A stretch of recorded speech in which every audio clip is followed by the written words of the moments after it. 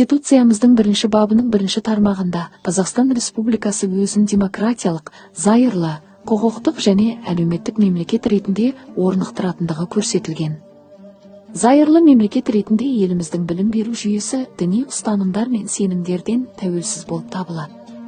Қазақстан Республикасының білім туралы заңының 5 бабы 39 тармақшасына сәйкес, Қазақстан Республикасы білім және ғылым министрінің 2016 жылға 14 қаңтардағы 26 бұйрығымен орта білім беру ұйымдар үшін міндетті мектеп формасына қойылатын талаптары бұдан әрі бұйрық бекітілген. Осы бұйрықтың 13 тармағына сәйкес мектеп формасына түрлі діни конфессияларға қатысты киім элементтерін қосуға болмайды.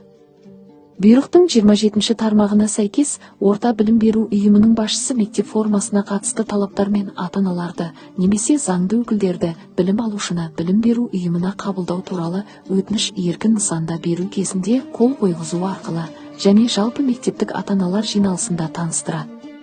Зайырлы қағидаттары: барлық діни сенімдерге бірдей қарау, білім беру орындарында оқушылар мен ұстаздар діни көзқарастарына байланысты бөлінбеуі керек. Білім беру мекемелерінде діни үгіт-насихаттың болмауы, мектептерде тек зайырлы білім беріліп, діни сабақтар өткізілмеуі тиіс.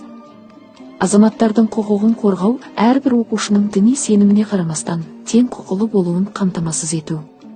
Заң талаптары мен мектеп ережелері. 1. Мектеп формасы Қазақстан Республикасының білім және ғылым министрлігі бекіткен мектеп формасын сақтау. 2. Сабақ кестесі, сабақтарға уақытылы келу және мектеп ережелерін сақтау. 3. Ата-аналар жиналысы, ата-аналар мектеп әкімшілігімен бірлесіп, зайырлы білім беру қағидаттарын сақтау бойынша жұмысты атқаруы тиіс. Сізден не талап етіледі? Зайырлы қағидаттарын құрметтеу, әрбір ата-ана мен оқушы білім беру мекемелеріндегі зайырлы тәртіпті сақтауға міндетті.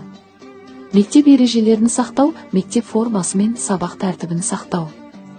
Білім алуға деген жауапкершілік, білім алу барысындағы ережелер мен заң талаптарын орындау. Тәртіпсіз ел болмайды, тәртіпке бас иген құл болмайды. Бауыржан Момышұлы.